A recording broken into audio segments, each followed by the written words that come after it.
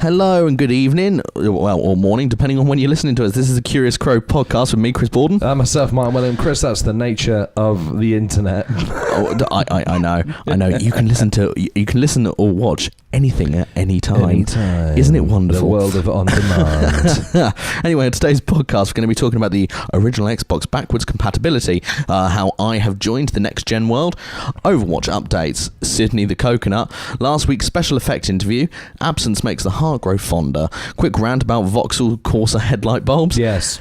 The Halloween I'm party very angry you had. about those. I know you are, mate. Your Halloween party. Yes. Grand Tour Series 2 trailer and the song Man's Not Hot, followed by Sonic Mania, Kingsman, The Golden Circle, GTA Sport, Bloodborne, The Fractured Butthole. GTA.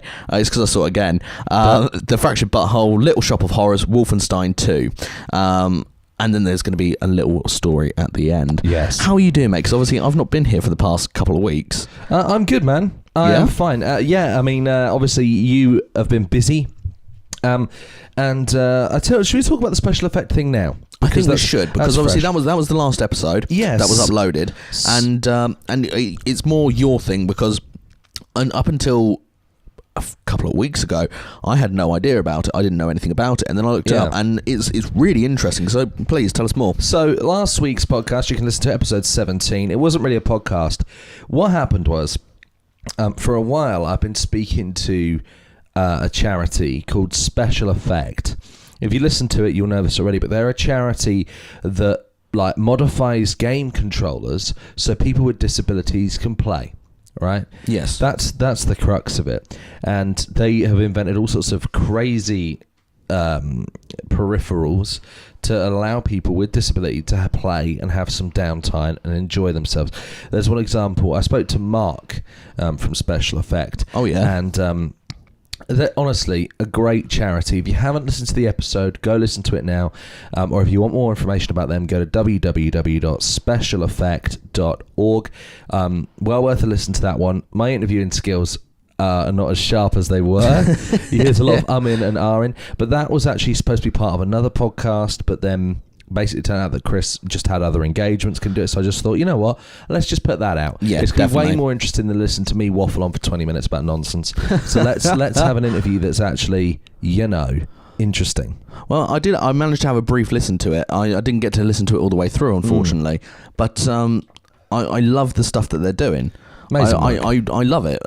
Not being funny, because obviously everyone knows that people with disabilities a lot of the time have a lot of trouble with things, like just things that you and myself might take for granted. Yeah. And it's just so nice that something that some may struggle with are now able to do it exactly like everyone else. I love that. I think it's phenomenal, and it's all about inclusion. Yeah, absolutely. I love that. And also they were talking about one guy who was a big Call of Duty fan. Yeah. And then he become disabled. He became. There we go. Disabled. Thank you. And we don't, obviously in the interview, we don't go into details of that specific thing. But he then had his disability, and they made a way of controlling Call of Duty with a joystick on the chin. Oh, that's really cool. And shoulders as trigger. So they left him, and they said, "Listen, if you need anything, give me a call."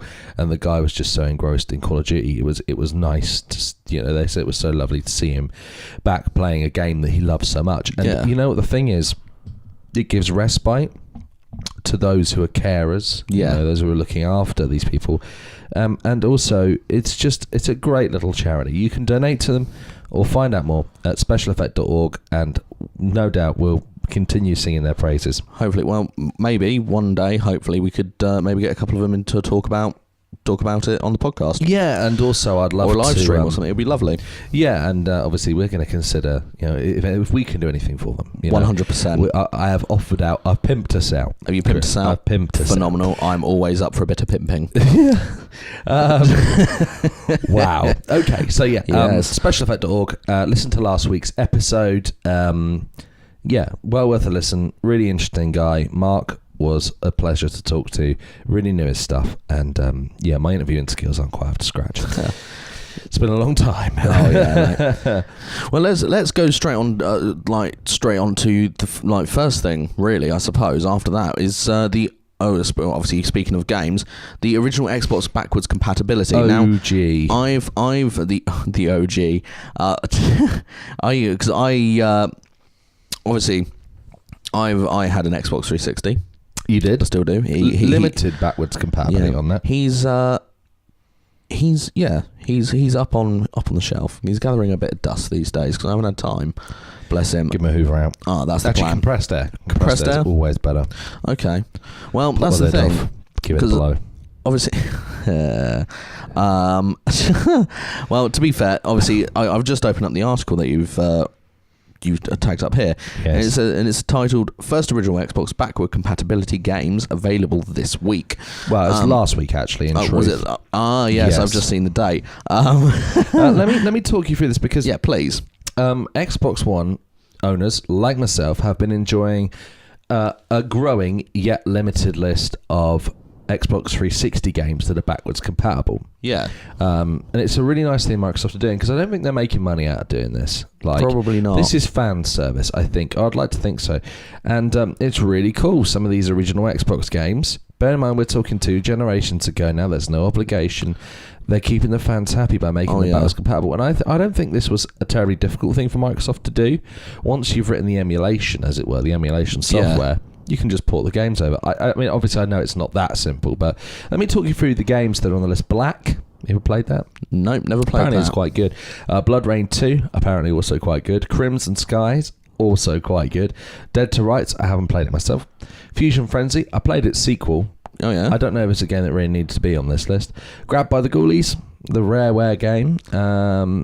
Neo Wave, The King of Fighters, Ninja Gaiden Black, which was an Xbox exclusive. Oh, wow. Okay. Pirates, cool. Prince of Persia, the amazing game. I loved the first one. Yeah, and that's now on the Xbox One, which is really cool. Psychonauts, again, another very good game. Psychonauts. Red Faction 2, and Star Wars Knights of the Old Republic, which another a lot of people liked. Phenomenal game. Do you know what? Cause I originally bought Star Wars Knights of the Old Republic on PC. Oh, yeah. Many moons ago. In a galaxy far, far away. Nice. And thanks. And I remember. Well, so nice. I mean, awful. Just so I know. You know. Alan Partridge. No, amazing game. And Red Faction as well. I've recently got into the Red Faction franchise, I suppose. Yeah. I recently played a couple of the games. I really enjoyed them. I think the list is quite small. I reckon it's a licensing thing. Do you think? It's a rights thing. But yeah, obviously we're not going to see Halo games on there because they've done the Master Chief Collection. Indeed, they have, yes. We're not going to see some of the more obscure titles, but we're going to see the titles that Microsoft can easily lay its hands on. I can't wait for the next wave because currently I don't own any of those. Really? So I can't test it out. I hear it's very good. The Xbox 360 backwards compatibility is good. Yeah. But it's a little flaky because Left 4 Dead and Left 4 Dead 2 don't work. Do they not? Particularly well on the Xbox One with backwards compatibility. Which is a shame, but that's a massive shame. It's a nice thing Microsoft are doing it, and you know what, they don't have to. No, they really don't. As I said, I don't think they're making any money off this. They really don't. I think it's just another string to the bow. And Microsoft really do need to do some work. I mean, can you name an Xbox One exclusive that's making you sad you've got a PS4? I can't. I mean, Forza 7's out now. And that was the game that really would have done it for me. But to be honest with you, GT Sports sort of taken over. Oh, really? Yeah, I haven't really played much of Forza 7 because GT Sports been in the frame. And it's the same with Project Cars 2. It's a game that actually, through our affiliate code on Kingwin, is about 32 quid. A bit more on them later. For the PC. Yeah. Check out the link in the description below. I'm tempted to get it, but GT Sports just dominated my life, which we'll talk about later. But that's a really cool thing Microsoft doing. I don't think they need to do it. I don't know what the benefit of them doing it is. Do you know what I reckon it is? They are. Because we talked about this before when we talked about the SNES and the SNES Mini and all the rest of it. Yeah, apparently people are just walking into shops and buying those, which is astonishing, isn't it? But this is the thing. I think it's a case of the idea of retro gaming now is quite popular. Like, tell me about it. Prices, we say retro. Obviously, when it comes to the SNES Mini and stuff, and like old emulation, that is retro. That is retro. But I suppose kind of new wave retro, glossy kind of stuff would be things like the PlayStation 1. Yeah. Because do you remember when we went into CEX, Aylesbury? Apparently it's pronounced sex. Yeah, I don't like that. I don't like that. I'm going to keep calling it CEX. So, you mean a Central Electronics Exchange? Actually, it's had two names. Oh, Apparently, really? it was also at one point called the Complete Entertainment Exchange. Oh, okay, interesting. I don't know. Well, I don't know what its actual name is. But yeah, no. Actually, a really interesting company. Yeah. If you look up their history, which is on the website, their founder actually has been missing for a number of years. Oh, wow. A weird tangent we're going down here. Yeah, slightly. Apparently, well, it's speculated that he died in a scuba diving accident. Really strange tangent, but it's well worth having a little look if you're vaguely interested. Do you know what? It's not even worth me saying what I was going to say now because you've just been completely overshadowed by that. Sorry. Oh my God. No, we'll take a pause. Basically, when we went into CEX Aylesbury, hometown. I Aylesbury obviously went to get where all the games and everything were, and there was actually, I think it was an entire set of shelves that were dedicated basically to PlayStation 1 games, and I thought, oh, that's cool. And this is in High Wycombe. Yeah, it is. But do you know what? I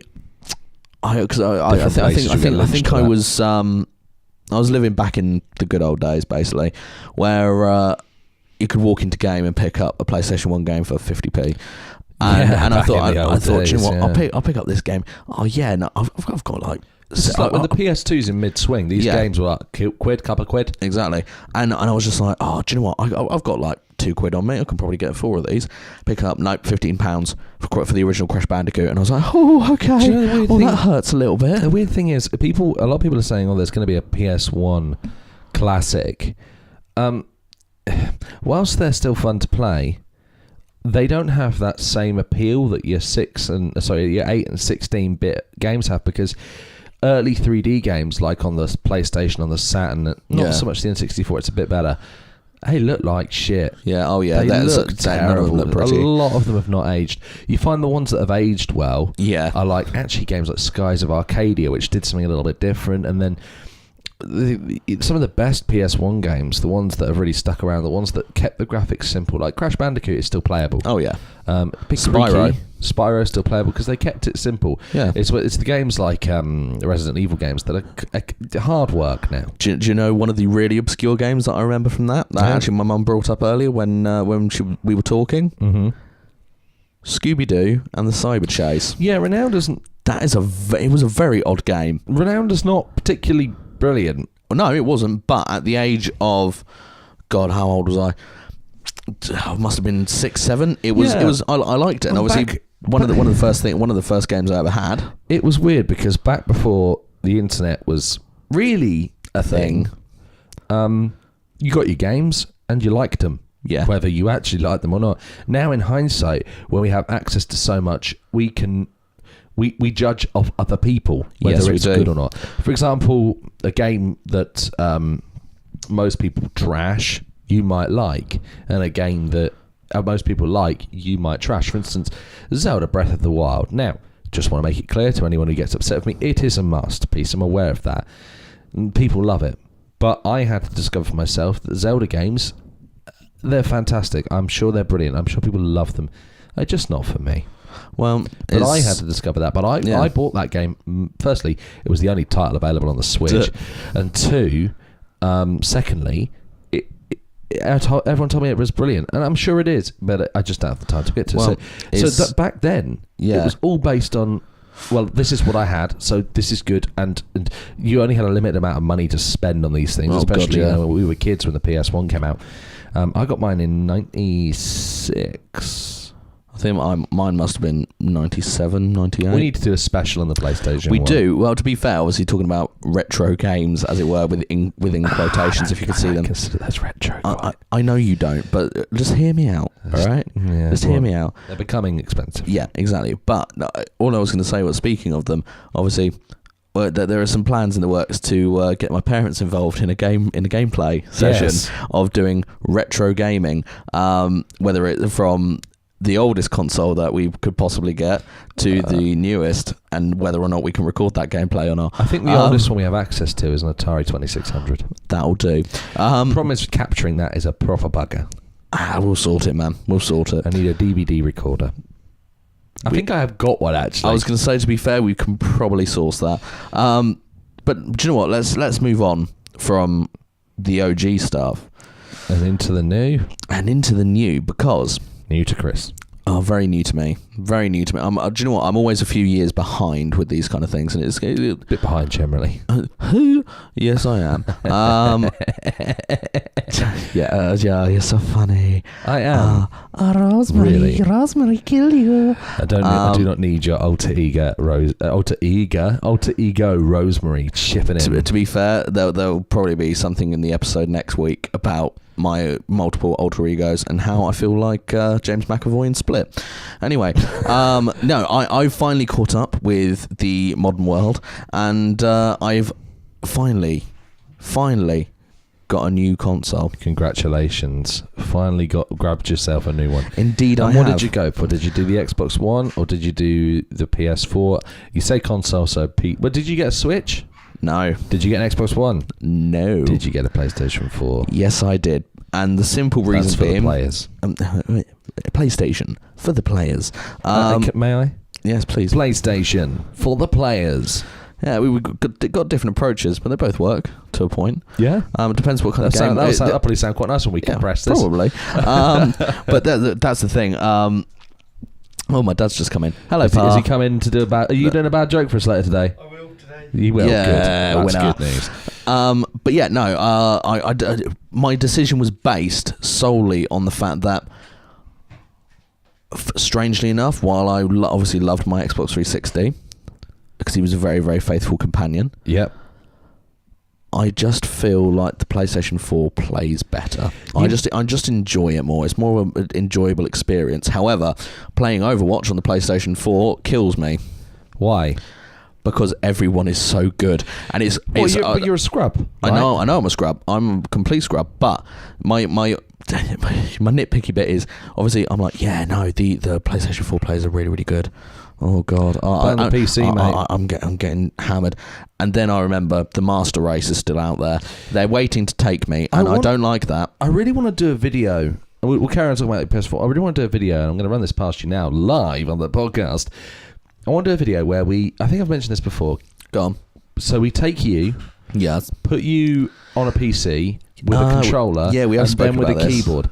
Yeah, we have spoken about this, actually. Maybe we should make that video just to see the difference. We'd have to do something that can be played offline, and we'd have to make it scientific. Yeah, no, I think... Do it over a couple of runs. Yeah, I'm game for that. Overwatch, I don't think it'd work. We'd have to pick something else. Oh, yeah, definitely. Do a driving game with a mouse, see how that goes for you. Either that, or we can do Super Hot. Super Hot. Amazing game. It's a great little game. I really enjoyed it. I played through it and I haven't touched it since. Oh, mate. I didn't get all the way through, which I was kind of disappointed about. I really it kind of destroyed my my faith in my gaming ability. The old PC runs it like a champ, though. Oh, I bet it does. Good little machine, that. Yeah. So now what was lovely, especially when it comes to the charity gameplay that we're going to we can talk about it. We're doing No Mercy. Yeah, well, we're going to be doing it again, but this time it's going to be made slightly easier by the fact that I have a console of my own. Yeah. And it's not going to require quite so much buggering about, basically. Right. Yeah. On my part, at least. And this time, I'm actually home for it. I'm actually able to contribute to all the production stuff that obviously you had to do last time. Yeah. And hopefully, it'll make the experience 10 times better for us. Add that to the running order. Let's talk about what I had to do, because that's a fun little anecdote-y conversation we haven't talked about. Well, do you know what? This is the thing, because obviously, like, shall we just flow into that? Let's just flow into it. So basically, obviously, we've mentioned it on the we've mentioned it on the podcast multiple times. But No Mercy during Easter 2017, Easter 2017. Yeah, we did a charity gameplay for 24 hours on Overwatch, playing purely as Mercy. And actually, do you know what? We raised a fair amount of money. We raised just over 1,100, I think. Yes. It was glorious. We did it for Macmillan. And yeah, it was amazing fun. I really enjoyed it. In fact, I actually... This is right. Let me talk through the tech a little bit for those who are interested in game streaming and stuff. It's weird that we haven't done any streaming since, because after a challenge like that, just setting up one game, one webcam would be really easy. So what we had was an Xbox One and a PlayStation 4. We had a AVerMedia LGP Lite capture card, and we had an Elgato HD Game 60 capture card. Yes. We had my PC, which is... pretty powerful AMD machine with like 16 gig of RAM. It's a decent machine that running OBS. Yeah. You have no idea how much of a fight it was just to get that, a Logitech webcam and a USB microphone to play ball. Unbelievable pain in the arse. And then I had to make it more difficult because we had breaks. Now normally what some streamers would do is they'd just leave the webcam on and go. I mean, we were, we had to have little breaks. We had to go to the toilet. We had to, function. Like have a drink, and sometimes stretch. Well, we had to stretch the legs a lot, didn't we? Because the legs. Yeah. Obviously, sat on that sofa. As comfortable as your sofa is, I'm glad it's not the old one. Oh God, can you imagine? Horrendous. That would have destroyed me. My sofa looked like it should have been in the British Heart Foundation shop a long time ago. But do you know what sucked? Well, but obviously, no matter how comfortable a seat is, no matter what position you're in, you have to stretch the legs, because otherwise they just go dead, or it's painful, it's uncomfortable. So we did that, and basically it was just a nightmare trying to get everything to talk to each other. Yeah.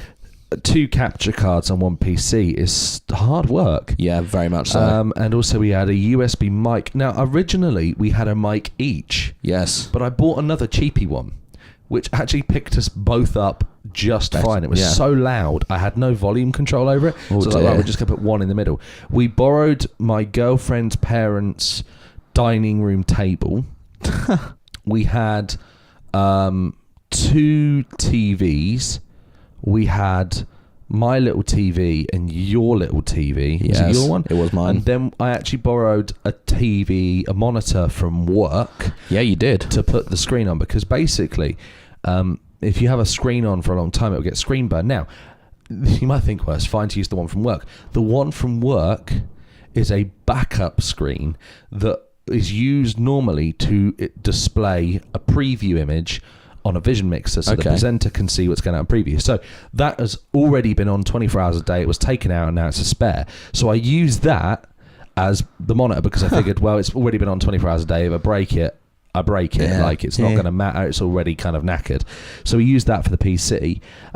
We used my Xbox One, my PS4. We had a borrowed copy of Overwatch for the Xbox One. Yes, we did. And I had a backup copy for the Xbox One, which was sealed and then went back to Tesco. Yes, it did. Because I bought it as a backup, left it sealed, and then took it back with its receipt and got the money back. The idea was if Luke, whose copy we borrowed, broke, I'd just stick that in, give him the copy, and it'd cost me a bit of money. Boo-hoo. The PlayStation 4, we had a spare console on standby for that. We did. We didn't have a spare one on the Xbox One, which is weird because now its power supply makes a weird sound. Oh, does it? Like, it's really strange. It still works, and it's all fine.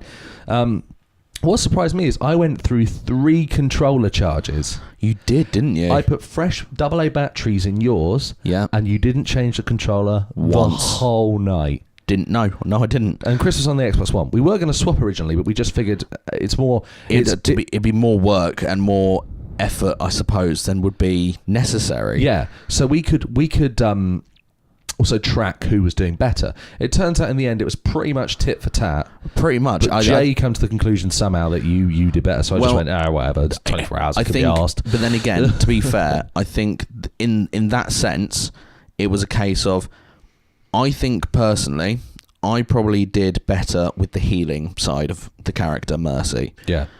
Whereas you were very much... every time I managed to have a little glance at your screen, you were very much with the pistol. Like, you were very good with the healing and the boosting. Great pistol, though. I liked it. They buffed her a bit, actually. We'll talk about that in a minute. But I think in different respects, we are 2 very different gamers, and we play it very, very differently. Yeah, I tend to spray and pray a little bit. Play and spray.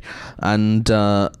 So I think in that respect, yes, okay, maybe the healing and the damage increase I was better, but in the actual taking advantage of her offensive capabilities, you were much better than I was. Yeah, it was good though. I mean, I think the different 100%. approaches actually yielded a very similar result. Very much so. Which was nice, I guess. We both make up the two halves of a whole idiot. But back to the technical side for a minute as well. I had a bit of a nightmare putting together motion graphics. Oh, God, putting together videos. We actually had several videos, so the breaks weren't the same every time. No, they weren't. Getting the videos to play was difficult enough. Like, it with was a little sound bit, wasn't it? and stuff. So we had a video that was a memorial to my uncle who had just recently passed away from cancer. We sort of dedicated it to him, which was, really sweet, and that was nice.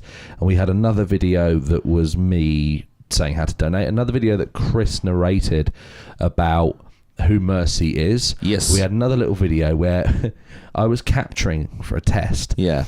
And the whole team played as Mercies against another team. Gaggle of Mercies. And then they played as Mercies as well. So I just put that in there. And then I had to make a 10-minute buffer video. I remember that as well. If we overran, there'd be 10 minutes of music and something going on screen. And then obviously we had to come back off of that. We only had one problem where the internet dicked out. The rest of the time it was amazing. But I just wanted to go through the technical stuff because it's quite a story. It is. When you see live streamers, you have no idea about the rig that has to go into it. It's also, as well, what people don't know, or might not know, is it's done in my living room. Yeah. Like, we had a big curtain set up behind us. We had a little screen with the text number on it. We had the effort that went in. We had a list of all the breaks and what it contained. Yep. We had a bit of paper saying how to donate, what our usernames were for both consoles. We had all sorts of lists and information. That whole thing was an information overload. Oh, God, yeah. 100%. And for 24 hours, it was hard work. The only thing I think that kept us sane was the people around us. 100. I don't know if we actually ever gave them full credit. Do you know what? I don't think we did. Well, I think we did during the stream. But other than that, I don't think it's been accounted for the fact that without them, I think we would have been in severe trouble. Yeah. So may I take a moment just to thank the people who helped us out? So everyone who donated, thank you. It was a little while ago now, but we're getting around to it. Everyone who donated, thank you. I need to thank Luke Davis. Yeah. He provided a spare copy of Overwatch. I actually need to thank Ross Henderson as well, Frankie's brother, who actually did provide a backup Xbox. Yes, he did. There was a backup Xbox One on standby. I remember that now. We need to thank Frankie Henderson for helping us out and looking after us. She'd only just come back from travels as well. She had as well, and she went off to work as well during it. Oh, God, yeah. Because she slept. It was like 8 in the morning when she left, wasn't it? Yeah, we were both delirious by that point. She slept. We need to thank Michelle Zeman, who came along right at the start. We need to thank Hannah Nobbs. She turned up, didn't she? We need to thank Jay Grzonka, who turned up as well. Mr. Grzonka. Mr. Promo. We need to thank Josh Sparks, who also made an appearance. Yeah. And most importantly, the guy who was with us for the entire 24 hours, looking after us. Genuinely looking after us as well. Matt Wilson. Turkey. Yeah. What a legend. Mr. Turkle Wilson. And as it stands, I can reveal exclusively that he'll be doing it with us this year. Yeah, there's going to be 3 of us to watch, and you're going to hate every minute of it. And we don't know. We don't know at the minute whether we're going to do it across 3 separate streams, which might have to be the way. Maybe. Or we're going to do it in one stream. I'd like to do it in one. Purely because that just minimises the bandwidth on the internet connection. We don't know where we're doing it yet. We might be doing it in a public location. We might be doing it. There's talk of us doing it in a corporate location. Also sponsors and people who helped us out. Thank you, Farnborough College of Technology. Yes, they allowed us to use their studio space. And all the guys there, Lawrence McGee, Josh Sparks, Nick Turner, they let me use the studio space and gear. I need to thank TJC. They actually sponsored us. They gave us £100 and also they lent us some equipment. That monitor I was talking about. So thank you very much, TJC. We need to thank Media Ace, a little company in Tame, in Oxfordshire. They do printing, really high quality printing. They did our posters. They were amazing posters as well. Great. I've still got a load of them in my car. I might frame them up. We need to thank Radio Woking, yes, for promoting us. We need to thank Mile FM for promoting us, the Bucks Herald, and the Woking News and Mail. Those institutions all either promoted us, helped us, or sponsor us, and that was amazing. It was incredible. Honestly. And but do you know what? This is the thing, because this year, obviously, now there's going to be 3 of us in the picture for the whole thing. Like, not just the gameplay itself, but the production value too. Yeah. So, I haven't said this to you yet, but hopefully with not so much the production value, but hopefully with, you know, the advertising and all the rest of it, hopefully we can go slightly bigger this time. And, We'd like to. I'd like to. But this is the thing, with these kind of things, it's always trial and error, isn't it? Yeah. And so we're going to do our best, and we're going to try our hardest, and hopefully we'll get a fantastic result like we did last time, because that money has probably made such a difference. Yeah, absolutely. And you know what? I'd like to double it. I'd like to double it. I'd like to raise about $2,000. That'd be wicked. Well, let's see what we can do. Let's see what we can do. Speaking of Overwatch, there's been a bit of an update. And speaking of Mercy specifically. Oh, God, yeah. This is an article on IGN. They are talking about it. It's loading up on mine. Have you got it there? It's currently... no, there we go. It's up on mine. Do you want me to read it out? So I've got it now. On playoverwatch.com, the Overwatch team has outlined updates coming to fan favourite characters Anna and Mercy in the next patch. Anna will receive a buff, with Blizzard increasing her biotic rifle damage from 60 to 70. Ooh. The team explained the reason for the change. Anna has been outshined by other heroes lately, the post said.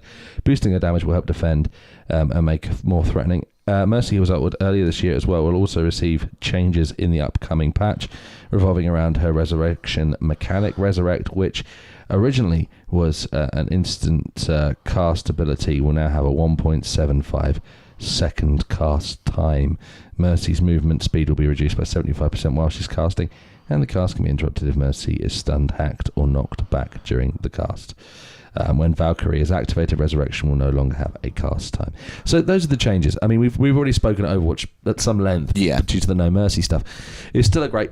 still a great game, still worth playing, and we're probably going to play a little bit later Very much after the show. Oh, yes. So, yeah. Wicked. But do you know what? That's because obviously in Overwatch you've got many different characters. You do. On our channel we have a couple of us that are very, very different characters. I'm looking at him now. I know. So am I. If any of you are following us on Facebook, sick, by the way, I'm still dying. He is dying. Excuse me. Yeah, if you follow us on Facebook or Instagram or even on the YouTube channel, some of you may have seen that we have a new guest and a new colleague for Curious Crow. Sydney. And those of you who have been paying attention will notice that he is indeed a coconut. Yes. I noticed it because basically a couple of weekends ago, Martin, I was having a bit of a low day. I was having a bit of a rough time. So I figured I'd buy you a present. Exactly, and we were in Morrison's anyway. Yeah, you needed to get some of their mushrooms. I did. Frankie was like, "Can you get some mushrooms?" I was like, "I'm in Aldershot. Which sort do you want?" Yeah. She went, "No, from Morrison's." Okay. Those ones. Those ones. And that's a joke, by the way. I don't know anybody who could do that. Anyway. Tangent. Martin walks up to me, and he goes, "Oh, I've got something for you." And he reaches into his pocket, and as he tries to pull it out, he realises it won't come out of his pocket. Was stuck in my pocket. And he was wearing his coat, and he's there trying to fish out this coconut, and it's just not going. And eventually we went to the pub, and he gave me the coconut, and I noticed... got it out of my pocket in the car. It took me like 5 bloody minutes. Well, in the long run, once he'd handed me the coconut, I noticed that the little indentations on top of said coconut... Where it's cut from the branch. It looked like a face, and it looks like he's got little eyebrows and everything. He's got a little sort of nose-ish exactly. kind of thing, yeah. And I decided that I was going to name him Sydney. And since then, there have been many characterizations of Sydney. Yes. And I have proceeded, because I was bored, to stick some googly eyes on him. Yeah, he looks and wonderful. give him a mouth. He looks wonderful. He's going to look even better because I'm going to give him a little bandana. I'm going to give him an eye patch, maybe a removable one. He's our mascot now, right? Because we don't have a crow at the moment. We did have. I found the crow. Did you actually find? You found the crow. We'll talk about this. Yeah, this will be discussed. Don't worry. Fantastic. I'll enlighten you. Well, we've now got Sydney and the crow, which is lovely. And two things that wouldn't normally go together, but through the power of YouTube, we have managed to combine the two. We have spectacularly managed to combine the two, if you don't mind. Do you know what? I'm thinking for the No Mercy podcast, No Mercy gameplay Stream. when we go for it, I'm thinking Sydney will be there, dressed as a crow. We had a tangerine last year. We did have a tangerine. Size of a tangerine. Yeah, so that is Sydney. That is why he's there. He's just he's a person. We've gained a friend. We have, and a colleague. But absence makes the heart grow fonder. Yeah, it does. It really does. Just want to let you know. Yes. 25 minutes left in the podcast. Oh, I know. Which is why I'm not going to make it too long. But good, yeah, because I've got enough time to rant about Vauxhall Corsa Headlights. God, yeah, cars. Anyway, absence makes the heart grow fonder is quite an old saying. I like to. It is an old saying, and do you know what? In a lot of ways, it's very, very true. I'd agree with that. Obviously, the missus is still over in Canada. Oh, Canada. All right, T-Dog. And obviously, with the 8-hour difference, and with me working multiple different shifts and different timed shifts, and her being in school, in the drama school that she's in, with all that, it can be quite difficult to have a conversation, to talk. Yeah. And obviously, when you're in that position, because I know you were at one point as well. I was, yeah. I've found that I obviously I miss her. Of course you do. But yeah, we're now 2 months in. Just over 2 months in, actually. Yeah. And she's doing so well. I'm very proud. Woo. But the one thing that is kind of keeping me going a lot of the time is it being in the knowledge that in April I'm going to Canada and I get to see her, I get to spend some time with her, and it's lovely because the saying's true. Absence does make the heart grow fonder. You miss them more. Oh God, yeah. And as you said, I had the same thing. I mean, Frankie went away for like 7 months. Yeah. And by the time I saw her, I was like jumping her at the airport. Yeah, like, 100%. Seriously, she actually like fully jumped me. Well, suitcase and everything. I just went over like a sack of spuds, mate. Well, if it helps, Tamara's just gonna have to like build. Just so you know, Tamara, dearest, you are going to have to build up some muscle because I'm probably going to jump you. And I am a heavy git. But yeah, no. You're losing weight though. I'm you're doing looking all good, right. man. I'm doing all right. I'll get there slow. I'm getting there slowly. But the thing is, obviously, when people say, absence makes the heart grow fonder, it's not always in the romantic sense, is it? Not always. No, it doesn't have to be. And there's do you know what? It's strange because I've recently been thinking this, that there are a lot of people I've lost touch with, and there are a lot of people that made quite a bit of difference in my life, and some of them are still about, and I do see them. Mm-hmm. But obviously, I'm not an idiot. I get that people have their own lives. I also understand that everyone is busy. We're now at the age where people are busy constantly. Or people have like children and stuff. Well, yeah, like, exactly. It's crazy. And to me. do you know what?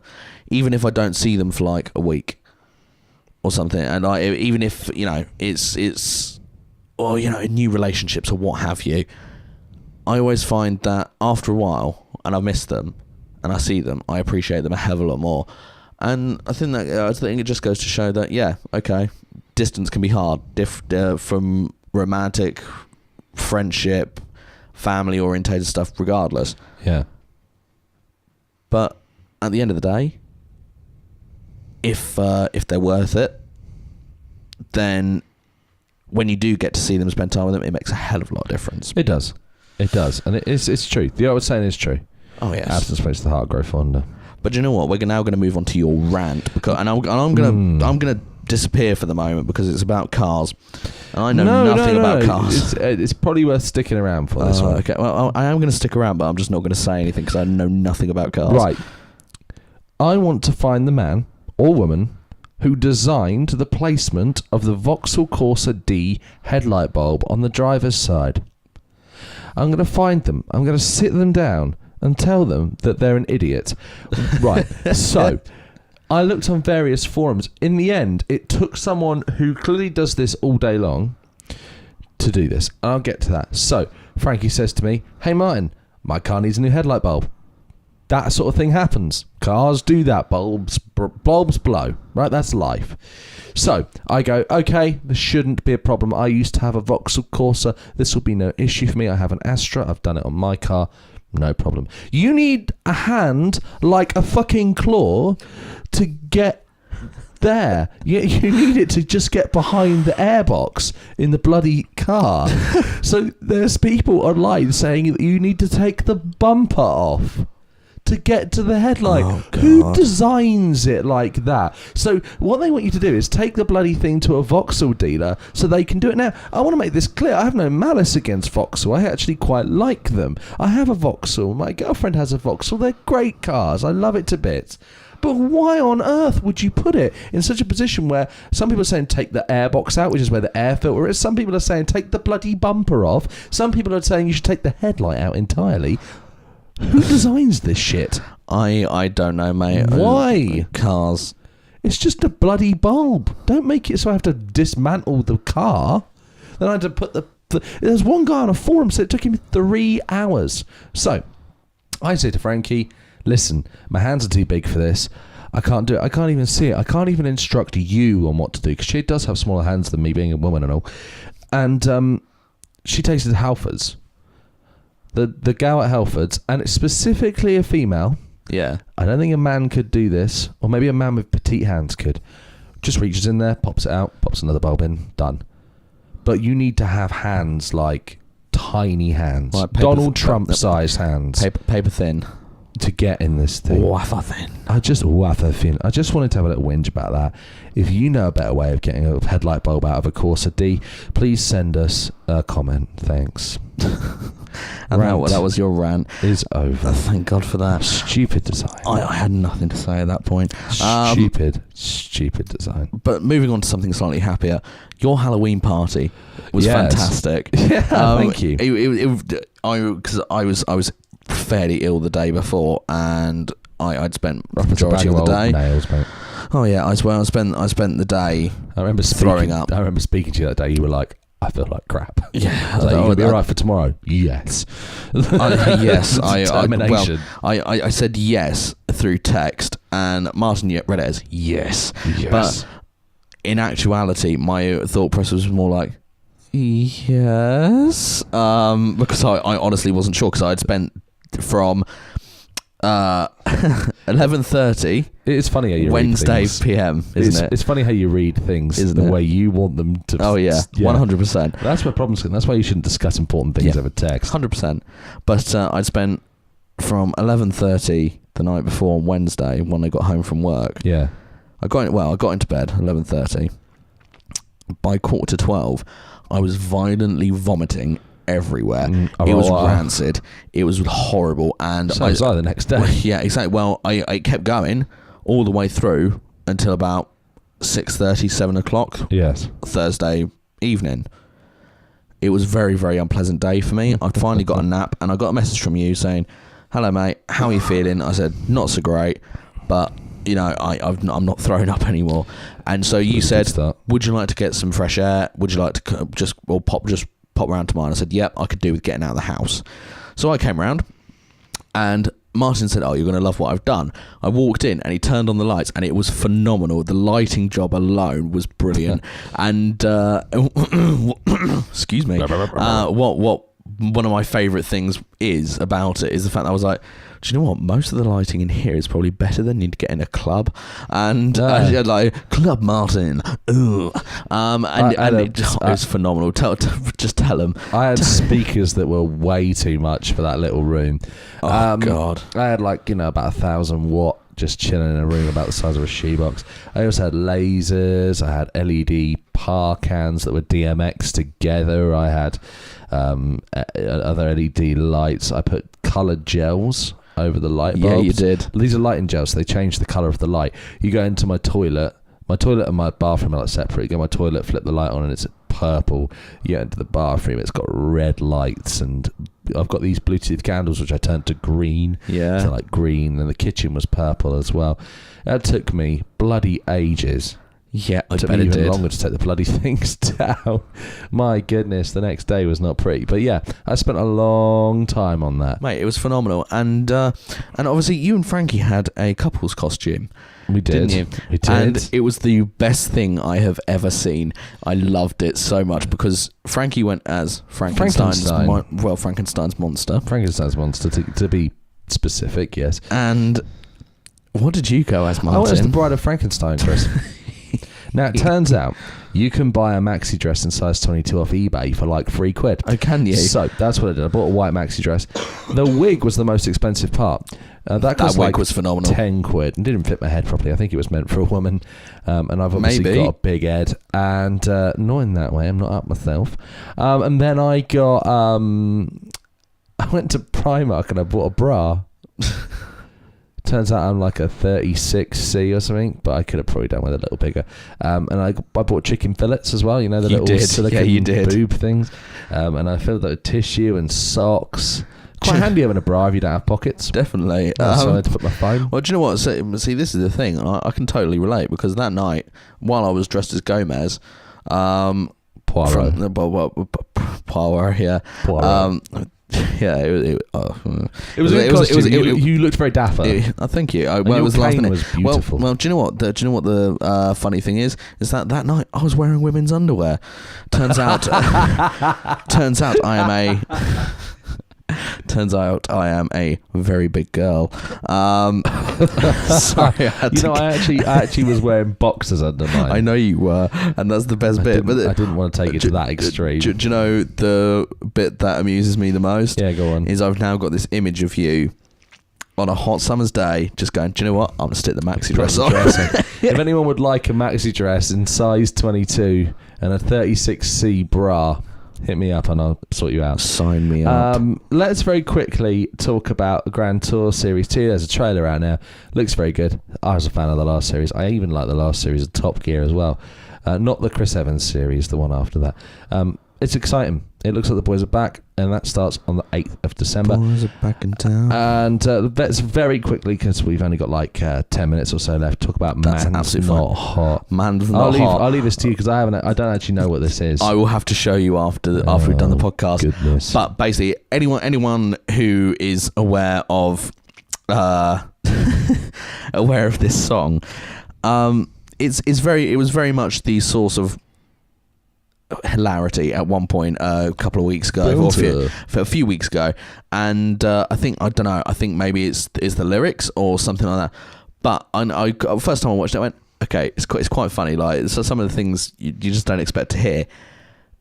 But then I listened to the actual song when it wasn't being done on a camera in a BBC radio studio, and it was really good, and I'm kind of ashamed to admit it actually, because a lot of people are making memes out of it and stuff now. I get why, it's kind of funny, but at the same time I actually really like the song so much so that I've actually added it to my Spotify playlist. Wow. I will have to show you the We're the kind video. of individuals who have really recently got into Bill Wirtz. Yes, we are. And it's beautiful. Bill Wirtz. Good stuff. I'm still a piece of garbage. Oh, hi. Thanks for checking in. I'm still a piece of garbage.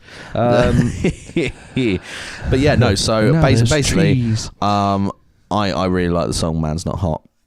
You're a strange individual. I need to listen to the song. Very quickly, let's talk about Sonic Mania. I just want to briefly say I've been playing it again. Oil Ocean Zone, the boss, is destroying me. Oil on the road. Oh, God. It is destroying me. I hate it. I've been stuck on it for bloody 4 weeks. Oh, mate. This is bullshit. Chin up, buddy. Chin up. Kingsman: The Golden Circle. You finally saw it. I talked about it very briefly in the little one. Do you know what? The Kingsman: The Golden Circle is good, but personally, I prefer the first one. I felt like there was more character development in the first one. Yeah, that's what I said. And also, there isn't going to be that much character development. At the end of the day, we know the setup, we know the scenario. Exactly. It was still good. I really liked it. Colin Firth was amazing, as was Taron Egerton. Yes. Fantastic actors. Yes. GT Sport, still playing it. Doing a lot of online races. Nearly throw my controller out the window. Standard. Honestly, you don't need to buy a bloody car in that game. You don't need to buy them. They just gives them to you. If you do your daily workout, you get like a car every time you play.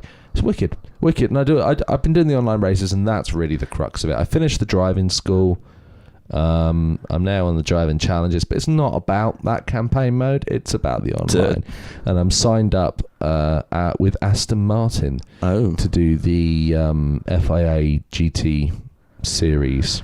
This means nothing to me. There's real prizes. There's real prizes and like a racing license at the end of that. Bloodborne. Yeah, obviously got my PlayStation 4, and one of the games I actually got. And do you know what? I played it on my friend's PlayStation 4 before, and I loved it. And it still continues to be very, obviously because it's by the same creators as Dark Souls, as the Dark Souls series and Demon Souls series. It still hurts. It hurts, but I like it. The Fractured Butthole. Yep, I've played it very briefly. I must be honest. I got as far as the very first battle and had to switch it off because I was really sick when I was playing it. Yes, I remember. I was really sick. But I played this thing, and the difficulty selection is hilarious. Yes, it is. It's so you sent me a screenshot. Not going to ruin it, but go and find a clip of that on YouTube. Little Shop of Horrors. Yeah, go on. Yeah, oh mate, do you know what? I forgot. I love it as a musical because it's kind of dark comedy musical. I love it. I like Little Shop of Horrors. And do you know what? I'd forgotten how good it was, and then I rewatched it, and do you know what? It's just the voice of Audrey too. It draws me in every time. And I sat there singing along with all the songs as well. So it's great. Yeah, the film one. You know that I love that was supposed to be in black and white. It was indeed. I'm glad they didn't do that, and it was also meant to have an alternate ending, which is more akin to the actual musical itself. But I'll probably talk about that next time. Just quickly, they actually shot it for colour. Yeah. With because shooting for black and white and shooting for colour are very different. The way you treat shadows, lighting wise. They shot it for colour to change it to black and white. Standard. Because the studio insisted they'd be shot for colour. They didn't want to do a film in black and white. Fair enough. How strange. That's it in that section, isn't it? Wolfenstein 2 is and how it's still in the cellophane still wrap. In the bloody cellophane. I haven't touched it, but I'm going to. To be fair, I won't lie to you. I might have to ask whether or not I can borrow your first Wolfenstein to do on the PlayStation 4. Yeah, probably. At some point, because I want to play it. Yeah, the Old Blood's pretty good as well. Actually, it's not. I might have to give that a shot as well. Let me talk about two women who have become good friends after realising they had an entire plane to themselves on a flight to Crete. Lister Nicola, who paid for extra legroom before the flight, thought that she was going to be the only person on the plane, but Donna Hiruti, sorry if I butchered your name there, Donna, checked in at the last minute and the pair got on like a house on fire. She paid £172 10p for the flight on Sunday to Greece. She said, "It's wonderful and exciting. We felt like VIPs. It was great. Never had such a wonderful experience. The daft thing is I paid for extra legroom. If only I knew the whole plane to myself. And I'm sure, not sure how many seats there were, but it was a jet. It was a big plane. The flight was 3 hours and 35 minutes. I asked the pilot to put his foot down. I was told that the other lady checked in at the last minute. I was hoping to be on the plane on my own, but she was a really lovely lady. We had lots to talk about and lots of laughs. It was the best flight I've ever been on. We're going to keep in touch." She gave me a name and telephone number. A spokesman for Jet2 said, "This was our last flight from Crete to Birmingham Airport this year, marking the end of a very busy and successful season. It's not unusual for the final outbound flight of the season to have fewer bookings than normal, and the return flight back to Birmingham was completely full of customers returning from a lovely holiday. We hope Lisa and Donna had a fantastic time in Crete, and they got their trip off to a great start." Isn't that wicked? Because I've had that where I've been like, I hope no one sat next to me. Yeah. Right? And when I went to Tokyo, on the way back from Hong Kong to Heathrow, yeah, I was very fortunate. I had nobody sat in that middle seat. There was I'm presuming, and I'm probably wrong to presume, there's a Chinese lady or a Hong Kong citizen there, and I only know this because I saw her reading in Chinese. Oh, right. Okay, reading Mandarin, and she was sat in the seat by the window, and I'd sort of drifted off, and I looked up, and she'd laid across the two seats. That's amazing. And her head, she was using my leg as a pillow. Incredible. Brilliant. I love passengers on Incredible. flights. Yeah, so that's very nearly it for the Curious Very much Crow so. podcast. As we mentioned earlier, this is the sort of ad part. Yeah, the ad part. It's not really an advertisement. It's more of an affiliate code, and I'll explain how it works once more. Basically, there'll be a link in the description to use a website called Kingwin. They offer discounts on Steam games. The way it works is loads of people put their codes up there, and you buy it, and you get the code, and then you put it in Steam, and you play the game. At the minute, Project Cast 2, which is a game that I'm really interested in and might pop on, it's £32. Not bad. As at time of recording, a discount's really good. You can get games for cheap, and if you use the link in the video description, we get a little bit of that money, which we'll spend on games that we'll play for the channel. Or production value for the stuff we do. Yes, exactly. So that money can be spent on Steam codes. We'll buy games on Steam. We'll play the games on Steam. Exactly. It also has games for Xbox One. PlayerUnknown's Battlegrounds is on there with a discount in the minute. Most of the games on there have got a really decent discount. That's what I wanted to talk about as well. Balls. Yeah, you got a little bit of time. Go on. Well, basically, I did a little search on Siri earlier because obviously PlayerUnknown's Battleground is very popular at the moment. Very, very popular, and it looks good. It looks kind of broken, but it looks good. And I thought, is it coming to PlayStation 4? So I had a look on the interwebs, and apparently it has been confirmed that there is going to be a game of PlayerUnknown's Battlegrounds coming to the PlayStation 4. So I'm very excited for that. That is exciting. Just want to have some fun. You said about Siri. Yes. I hope people are listening to this on speakers. Alexa, buy dishwasher tablets. Hey Siri, where can I find the nearest Pizza Hut? And okay Google, where is my friend?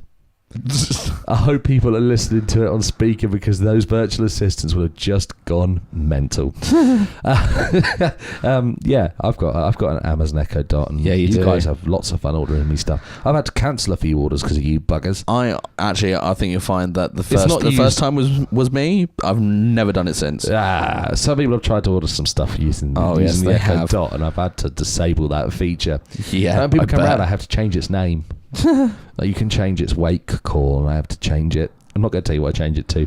That's fine. Yeah, so that's pretty much it from us this week. Are you going to get your dad for a terrible joke? Yeah, give me 2 seconds. All right. Whilst you do that, I'll tell you how you can listen to the podcast. You can obviously find us on the YouTube channel, Curious Crow Productions. Just search for us. We're on Facebook, Instagram as well. Just search for Curious Crow, and you'll find us. We just posted a picture of Sydney up actually yesterday, so take a look at that. You can also find us on the Apple Podcast app. Just search for Curious Crow Podcast or CrowCast and you'll find us. And you can find us on SoundCloud as well, which is still going strong. Good to see that SoundCloud is still alive. There will be other stuff coming up on the channel in the coming little while, so do stick around. We're going to definitely have to make that video where we do keyboard versus controller. Now, 100% we are. Chris, you have the floor. Once I've got the microphone out. Oh, you got it sorted. Yeah, don't knock over Sydney. I'm not going to. He's a person. I wouldn't knock him for anything. Don't. But anyway, yes. Now over to one of my favourite segments that we do on this show. My dad's bad jokes. Here we go. Are you ready, Dad? It's Richard's Rib Ticklers. Wow, we need to get a jingle made. Yeah, we do. I need to speak to the people in Dallas. Go for it. I've booked a Journey tribute act, the Chinese, to play at my funeral. They'll be singing Don't Stop Bereaving. Oh my goodness. That was horrific. That's pretty bad. That was also really funny. Right, well that's us for the definitely for the week. That's definitely it from us. Yeah, check. Oh, we haven't named the episode. Go on, Chris. Almost forgot. I've already got it worked out as well. Yeah. Man's always cold. Man's always cold. You know it. Episode 18. Man's always cold. All right, that's it from us this week. We will see you next time here on the Curious Crow Podcast. Goodbye. Take it easy.